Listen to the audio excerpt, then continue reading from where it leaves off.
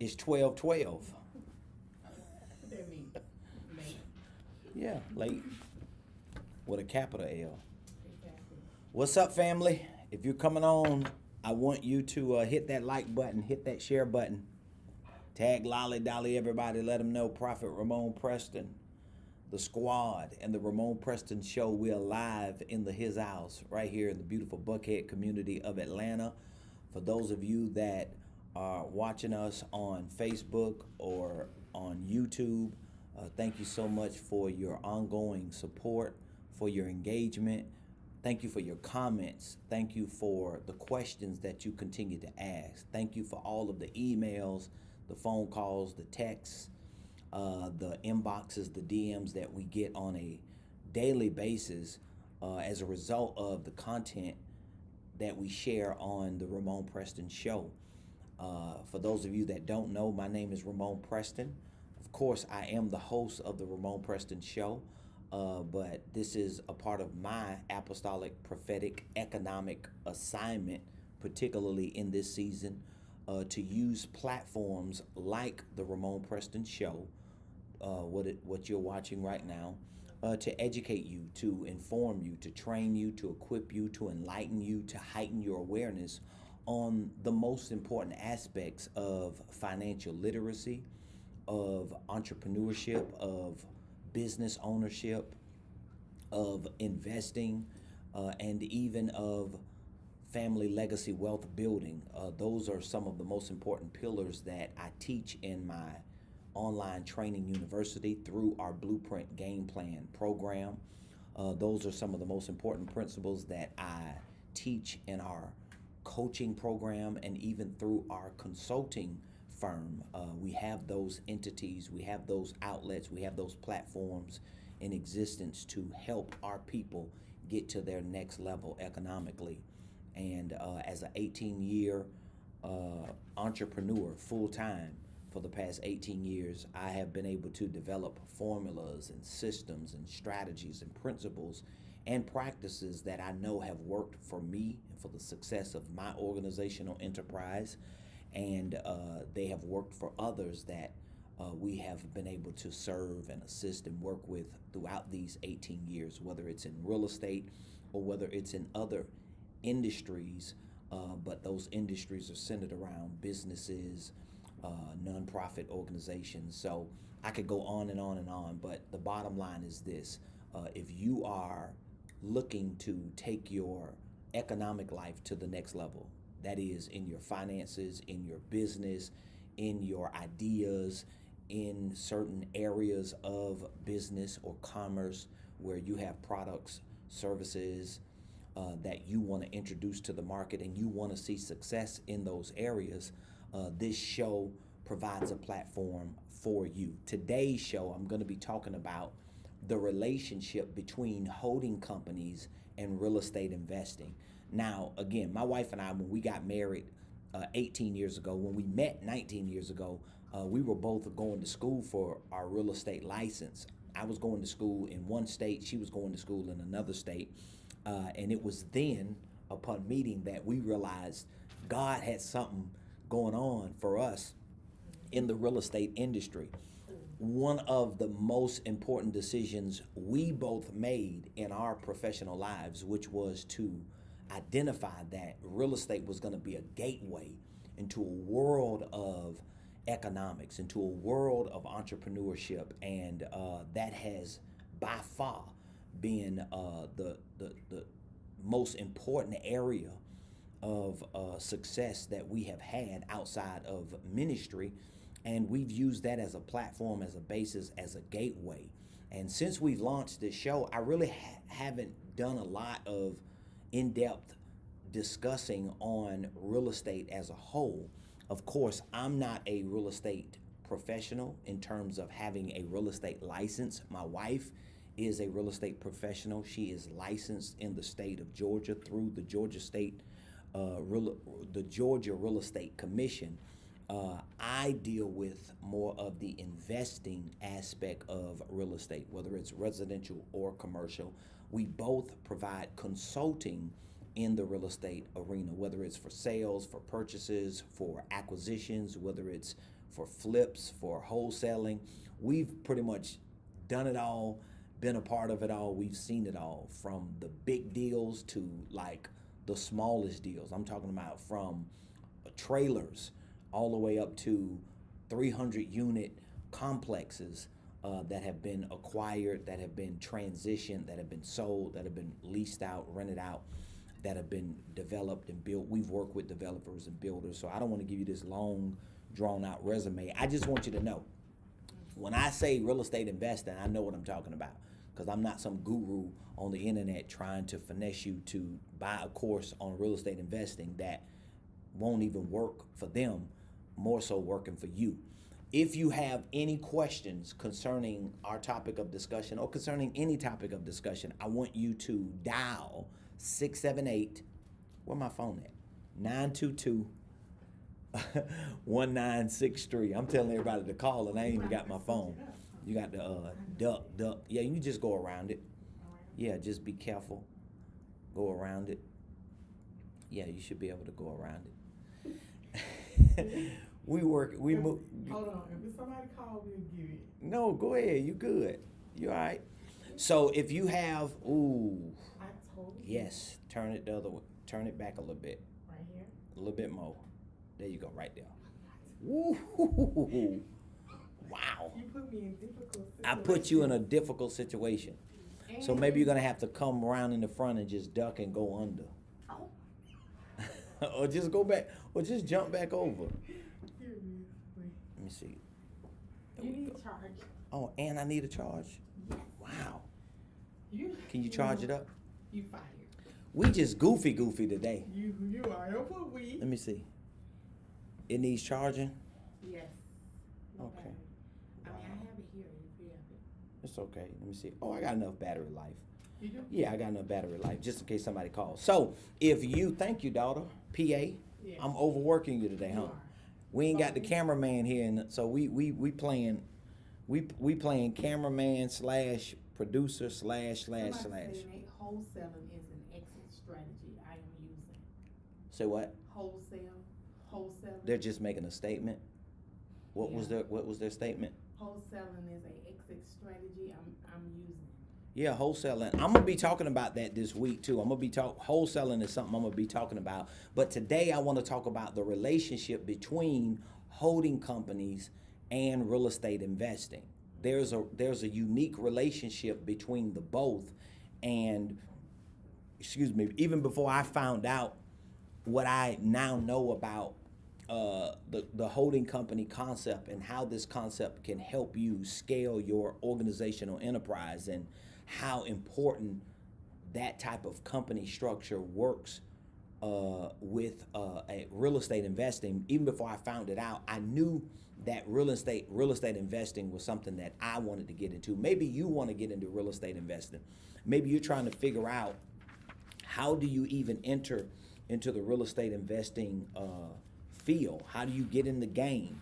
There are a lot of ways, and this week, at least for the next few days, I'm going to be talking about a lot of things that are centered around real estate investing. Today, of course, I'm going to talk to you about the relationship between holding companies and real estate investing.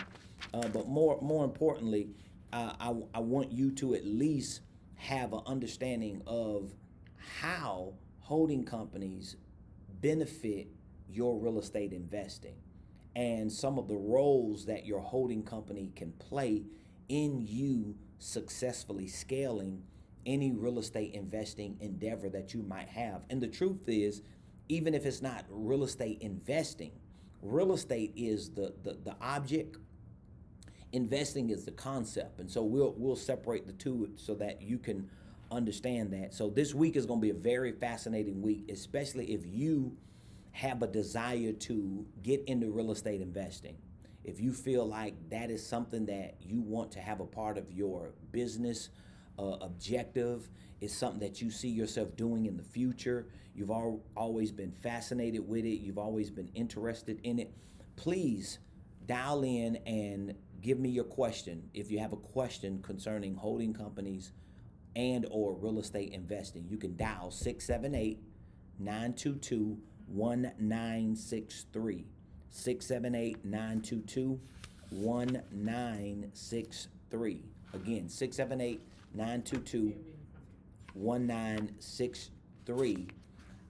Extension 1. When you dial that number and hit extension 1, it's going to come directly to my phone, and I'll be able to answer that question so that you can have your question heard on the live and answered on the live.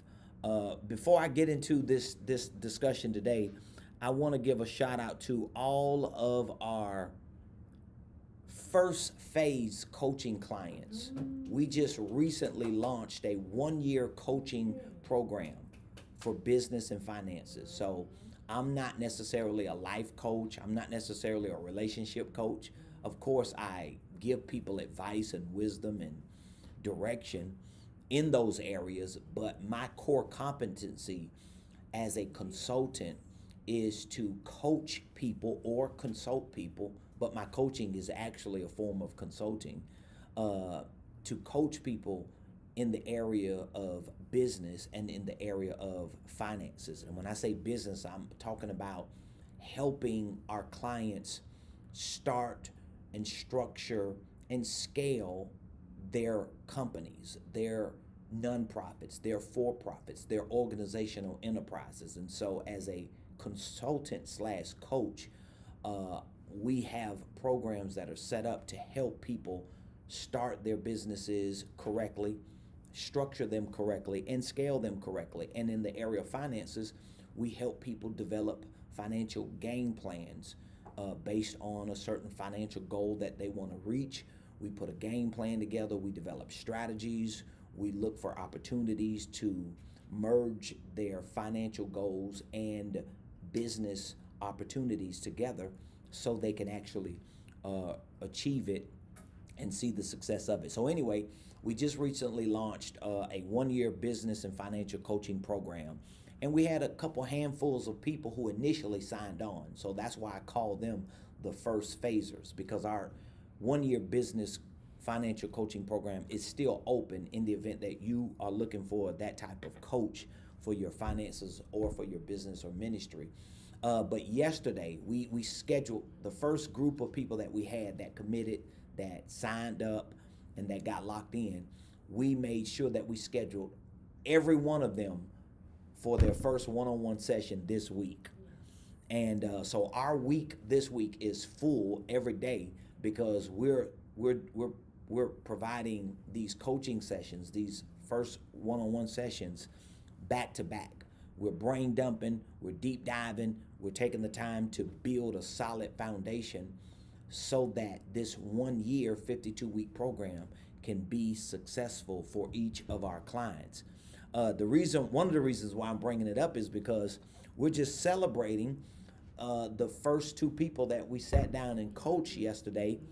I mean, we wasn't even through with the second set of people that we were coaching, and the first set literally left our session, implemented what they was told and what they was taught, and how we reset and restructured their business and their model, and literally was reaching back out to us last night, telling us before the day was over, within 2 or 3 hours, that not only did they use what they just learned as tools, but they got their first client on a different ticket, which was a higher ticket. So I celebrate and salute you. I'm not calling names, but if you're watching, congratulations to you, to both of you, for being able to just make that happen so soon.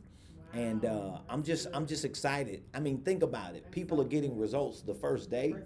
Can you imagine what the rest of this week gonna be? What this whole year is gonna be.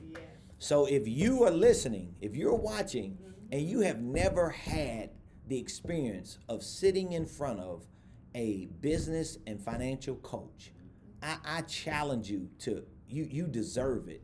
Your business deserves it. Your finances deserve it. Your future version of you deserves it.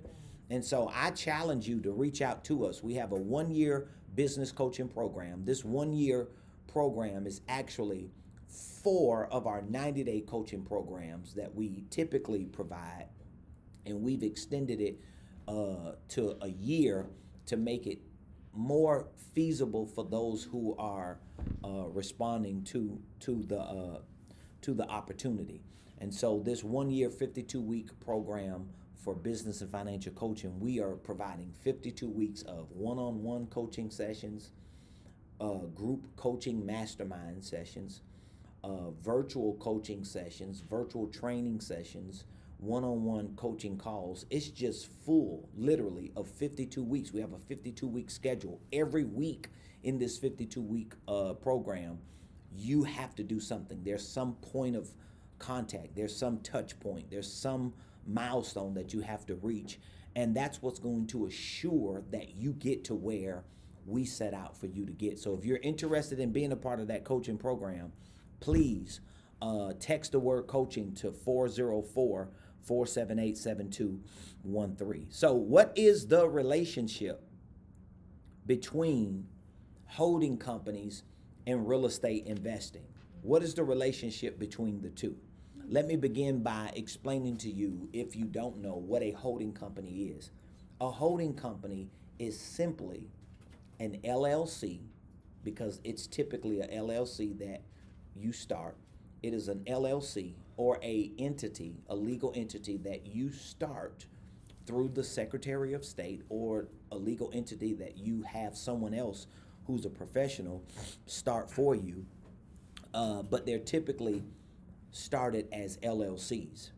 And what makes that LLC or that legal entity a holding company is how you categorize it. No different than how you categorize a LLC that you start to do landscape, a LLC that you start to sell apparel, a LLC that you start to open a bar, a LLC that you start to open a pool hall, a LLC that you start to open a salon, a LLC that you start to open an insurance firm, or a real estate brokerage, or a real estate investing company. It's an LLC. That's what a holding company is.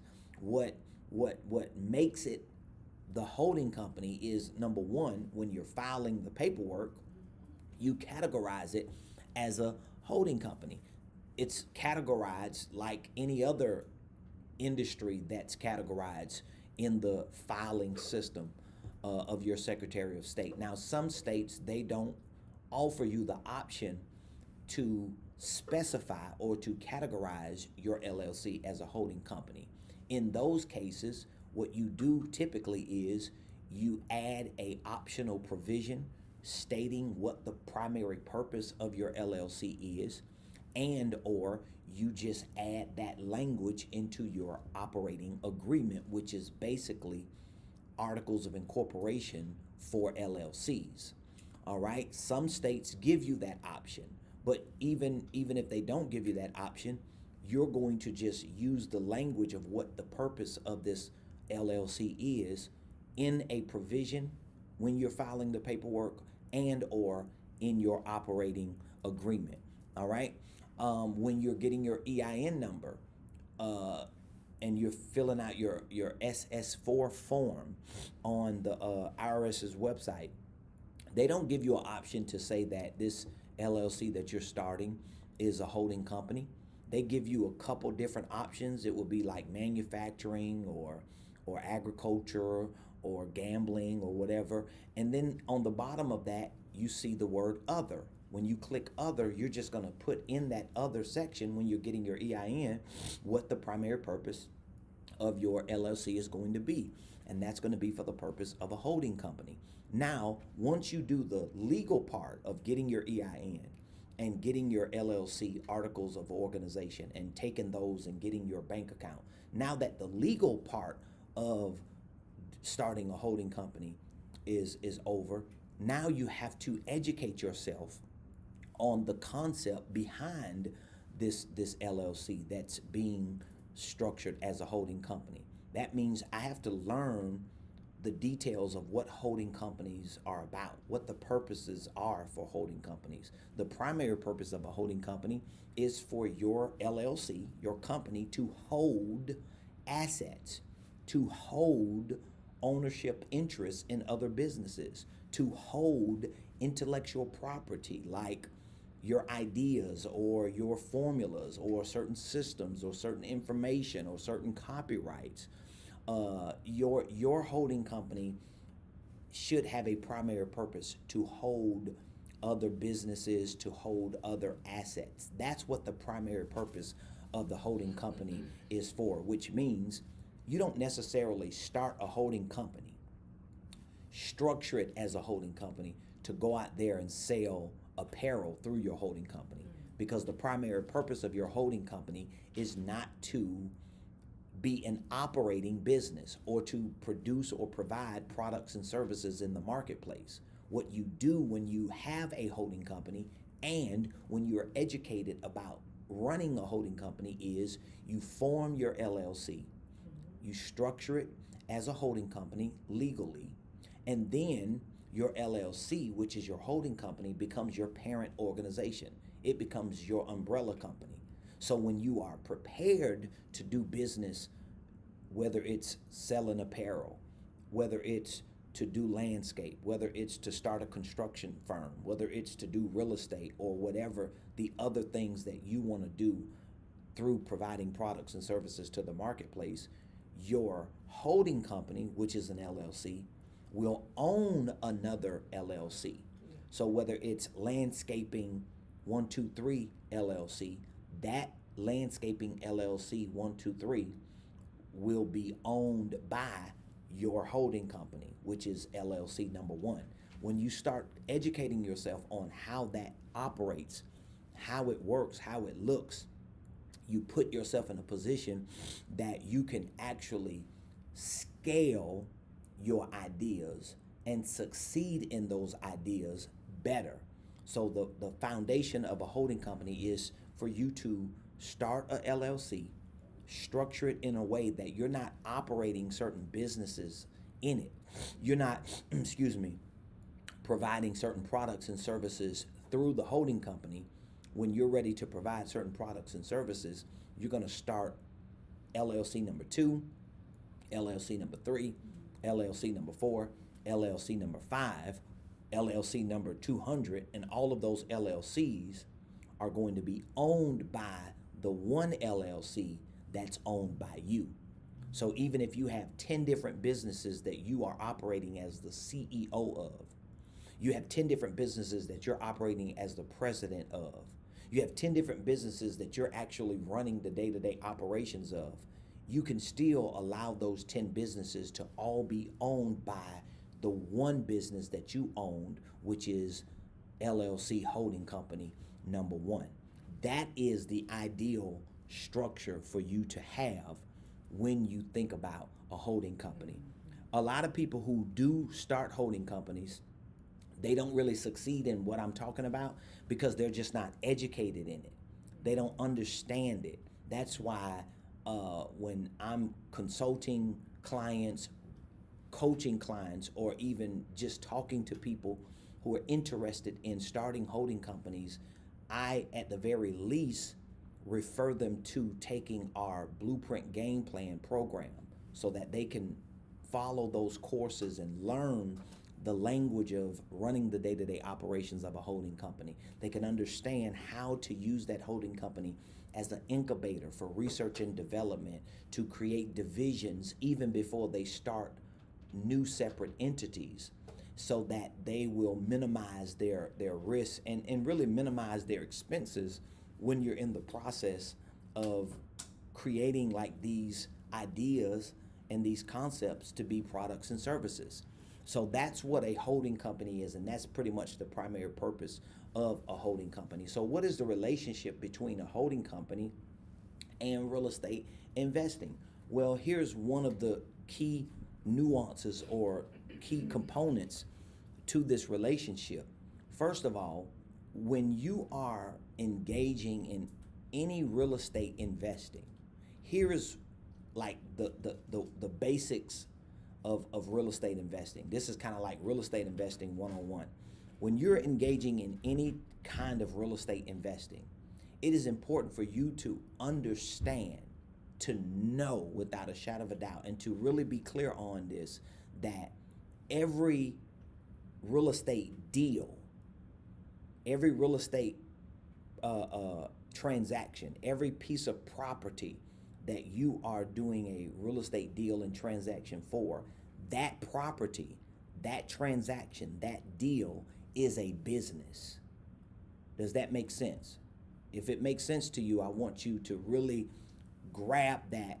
And if it doesn't make sense to you, then maybe you just need to call in and ask to get further understanding of what I'm saying. So if I want to get into real estate investing and I go out there and find a 3-bedroom, 2-bathroom house that I want to buy and I want to rent it out and I want it to be my first investment property, I have to look at that 3-bedroom, 2-bathroom house that I'm going to rent out as a rental property as my first real estate investment. I have to look at that as a business.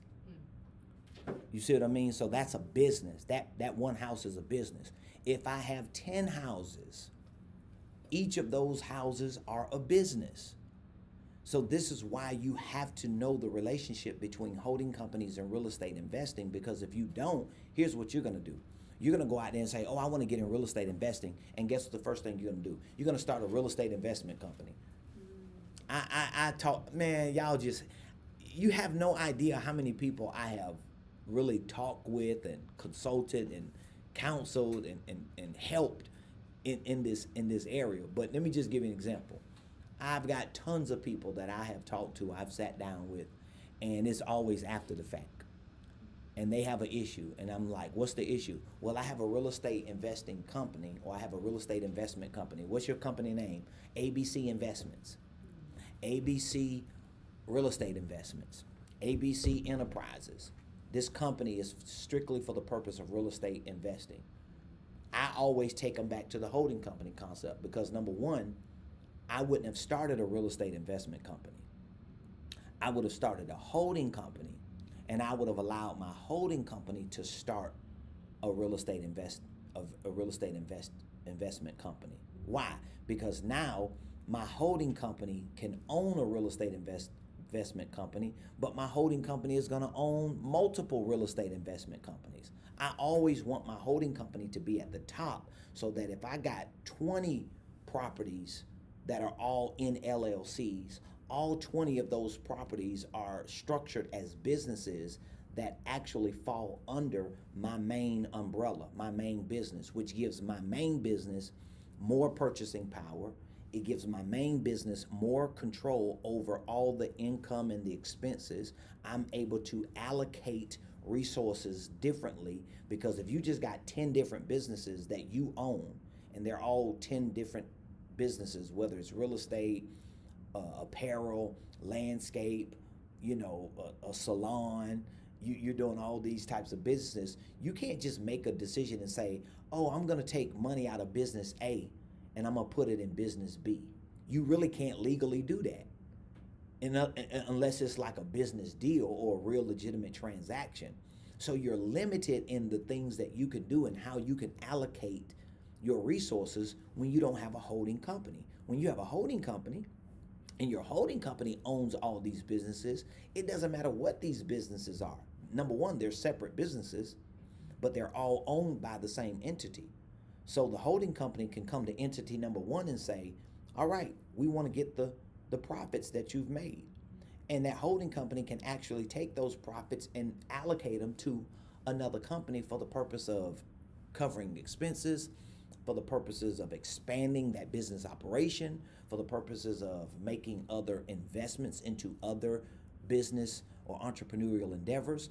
But the holding company gives all your other businesses power. So that's one of the most important relationships that holding companies have with real estate investing, because if you want to get into real estate investing, number one, you got to understand that every property needs to be looked at as a business. If for nothing else, it has to be looked at as a business, and every other property has to be looked at as separate businesses, if for nothing else, for the purpose of protection of your overall investments. So for example, if you got one real estate investing company and you got 6 different properties in that one company, then you get somebody who slip and break a leg in property 1. Well, when they sue that real estate investment company, guess what they're suing? They're suing a company that has 5 other properties in it. Now you're liable, and your liability is like gonna break the bank because all of your real estate properties or businesses are exposed because you have them in one legal entity. Where if that one property had its own LLC and it was structured as its own operation under a holding company, under a conglomerate, under an umbrella, if anything happens, guess what? The only thing that business owns is what? That one property. That's one of the most important aspects or components of your relationship between holding companies and real estate investing. If you have any questions, I want you to drop the question in the comments. We got a question? Yes, I was about to say, how about your main residence? Well, your main residence, if you're talking about being a real estate investment, your main residence is not an investment property unless your business purchases it and you just individually lease it from your business. Makes sense. Yeah. Yeah. So if your business has the capital to go buy an investment property and your business purchases that investment property and that is a legitimate investment property and you as an individual lease that property, you don't own it because a business owns it. You're not that business. You're separated from your business. So if the business owns it, you know how many, like Trump lives in Trump Tower. Trump doesn't own Trump Tower. His company owns Trump Tower. Yeah, because they asked, should the main resident be under the holding company? Ideally, if you structure it the right way, that's how a lot of ballers and wealthy people do it. They purchase investment properties from their through their business, and they lease those investment properties out. And in a lot of cases, this is proven. You can Google this. The wealthy people do it all the time. A lot of cases, those properties are being leased by the person or the people who own the business. So they don't own anything. That's why a lot of wealthy people don't have properties in their name. So it's okay if you can do it under the holding company? Yeah. Most wealthy people do it that way. Under the holding company? Most wealthy people drive cars, live in houses, condos, or estates that they don't personally own. I hope you understand what I'm saying. They don't personally own those properties. So if you look up the property taxes of those properties, you don't necessarily see the name of that person. You look up the property taxes, you're not going to see Ramone Preston as the owner because there's a company that owns that property. The company that owns that property is an investment company that uses that property as an investment property. So it's a rental property. So Ramone Preston can lease that property. It's an investment property. It's a lease property. People do it all the time. A lot of times they do it and they structure it as corporate housing. So there's a corporate executive that lives in that corporate housing, and the corporate executive is the one who owns the corporation. It's just the way it is in the world. Like this wealth game is a game. It's a monopoly. That's why I always say you can't be around here trying to get wealthy or be financially free or get the bag, and you around here playing spades, and the game you in is Monopoly. You got to learn how to play Monopoly. Yeah. And you can't hate the player. You just got to learn the game and get in the game so that you and your family can have a legacy and that you can build wealth and that you can be financially free. So yeah, there are a whole lot of wealthy people that live in mansions and live on estates and that live in properties that they personally don't own. They have no personal liability with those properties. They drive cars that are leased, not by them, they're leased by businesses or owned by businesses, but they own the business. They own the business. So the business owns this real estate. The business owns these vehicles. The business owns this equipment. The business owns everything that they use on a regular basis in order to further their business. So you just have to decide what type of game you want to play.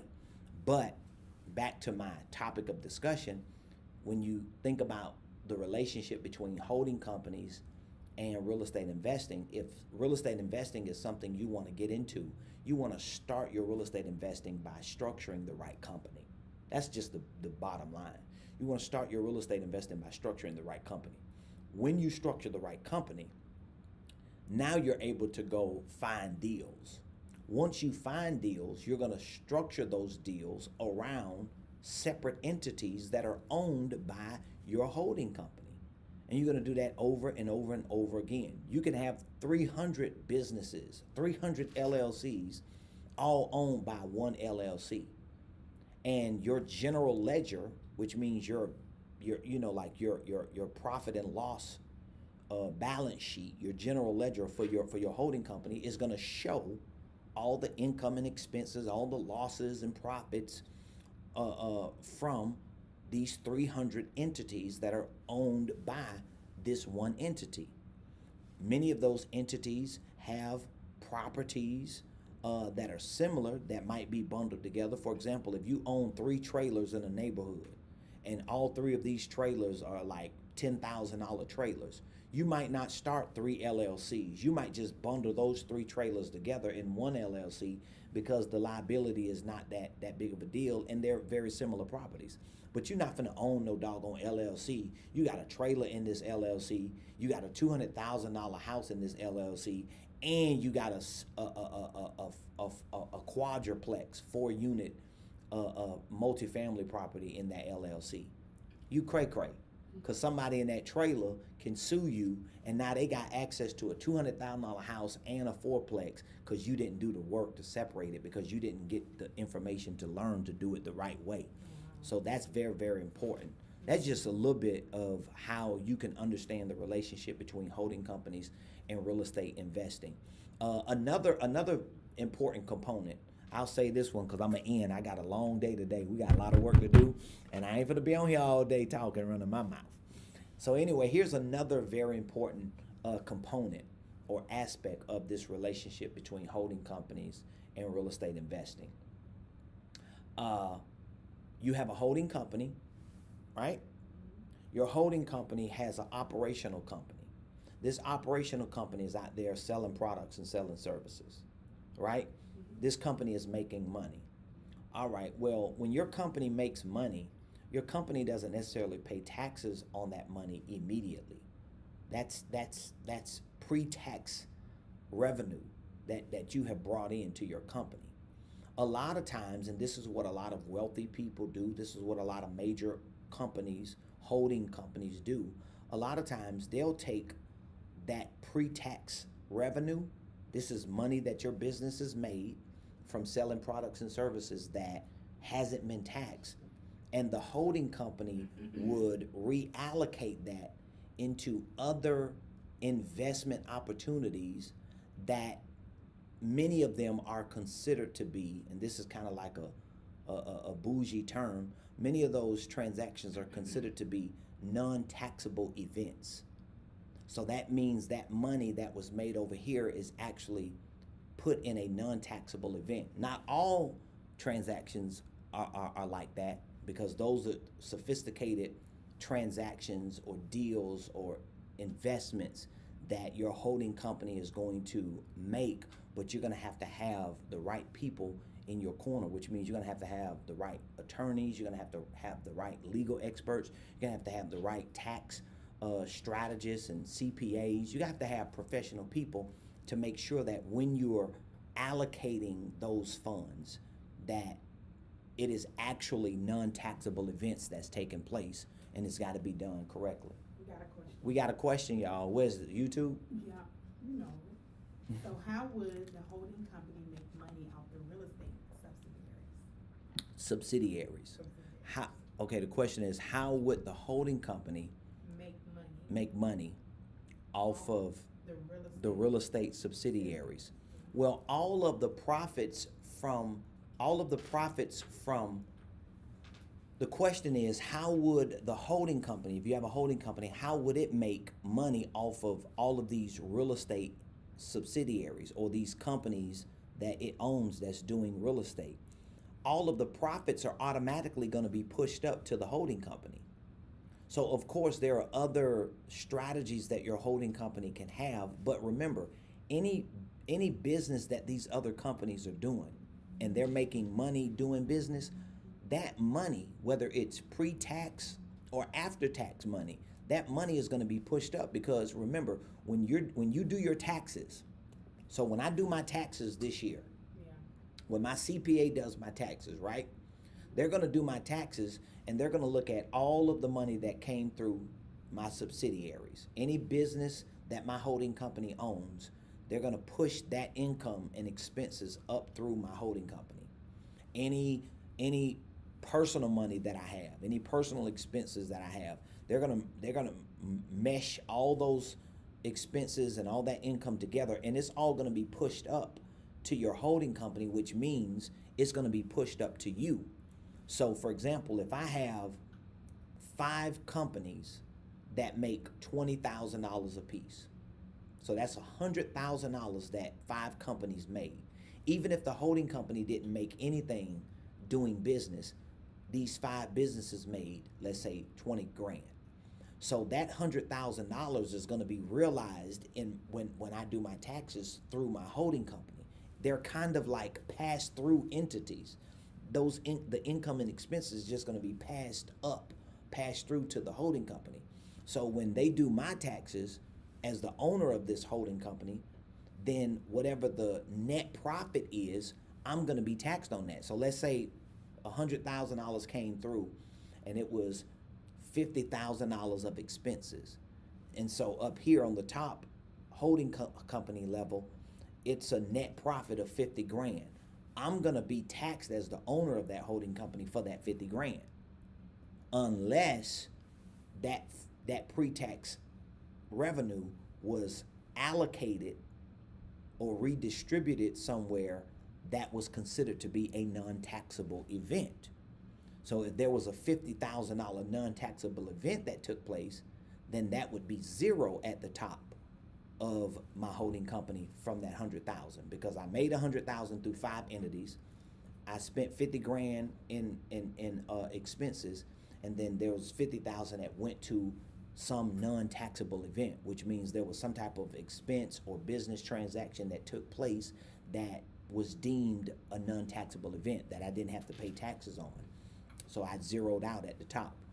So that's how your holding company, or you just take the 50 grand to the holding company and you just pay taxes on the 50 grand, and your holding company has 50 grand minus whatever the taxes are. So that's how your holding company makes money.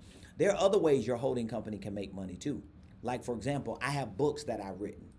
So my holding company owns the copyrights of my books. So all the content that I wrote in that book, that's intellectual content. Those are intellectual assets. So that information is owned by my holding company. So my holding company can actually license that information out to another company and be paid a licensing fee, right? My holding company can own certain equipment or certain material, certain products and services that it owns, and it just licenses it out. So there's many ways your holding company can make money. If you're familiar with Warren Buffett, he owns Berkshire Hathaway. Berkshire Hathaway is like a holding company. So they buy ownership interests in Geico. They own Geico. They own Fruit of the Loom. They have a big portion of ownership in Coca-Cola and in other companies. But they own the holding company, right? And that holding company owns ownership shares in other companies and owns other companies. So there are many ways your holding company is going to generate revenue, but mostly it's going to be from other operating businesses that your holding company owns. And when those profits are made, whether they're pre-tax or after tax, they're going to all be pushed up after expenses to that company. Because if you have a company that's making money and it's generating revenue, but it's got expenses, well, it's got to pay expenses to exist. But once the expenses are paid, whatever the net profit is, which is pre-tax because it hadn't been pushed up to the holding company, that money can be pushed up to the holding company. And the holding company can decide either to keep it and just pay taxes on it and save it, or to reallocate it to some other taxable or non-taxable event. I hope I answered your question. I appreciate all of y'all for coming on. I hope I helped y'all. This week I'm really going to be talking a lot about real estate investing. If you are familiar, it's so funny because my CPA is calling me and texting me at the same time while we live. I love that, man. So if you are going to be joining us this week on the show, all week I'm going to be talking about things relating to real estate investing. But we do have an online training program with all of this information in it. So if you're interested in learning about properly starting and structuring a holding company, if you want to learn about how to connect your holding company to real estate investing and to scaling other businesses that will be under your real estate, your holding company as subsidiaries, if you want to learn all that language and understand the financial side to it and some of the tax implications to running that type of organization, we have a blueprint game plan. It is our signature online virtual training program. We teach you the most important aspects of all these things: real estate investing, holding companies, entrepreneurship, financial literacy, owning organizational enterprises and how you even run them, and a lot other information that we have in our blueprint game plans. We also have a one-year coaching program that we just started. This week, we're literally hosting one-on-one sessions with everyone that has signed up to our one-year coaching program. If you want to get in on that, all you have to do is, the best thing for you to do would be to just reach out to me by texting blueprint or coaching to 404-478-7213. Or guess what? You can just pick up the phone and call us right now. We'll be more than happy to talk with you about our blueprint game plan program and or our coaching program. Either way, you're going to win. Matter of fact, if you join our coaching program, we're giving you free access to our blueprint game plan program all year long. So all year, for the 52 weeks that you're in our coaching program, you have access to all this information about our holding companies, financial literacy, goal setting, real estate investing, nonprofits, economic training. You're going to learn about sales, about network marketing. We have so many courses in that blueprint game plan. It's ridiculous. And we got so many other courses that we're continuing to add to it as we continue to move through this year. So just give me a call or text me, 404-478-7213. I love y'all. Hope you enjoyed today's topic of discussion on the relationship between holding companies and real estate investing. My phone went dead. Congratulations again to all of you that are on our one-year coaching program. I'm so proud of y'all, excited for what God is doing in your life. And what coaching program can you join? And not only do you get the economic part, but you even get prophesied to. You get prophetic ministry. You get prophets working with you and helping you. This is so amazing. I love y'all. Appreciate y'all. I'll see y'all tomorrow, 12 o'clock.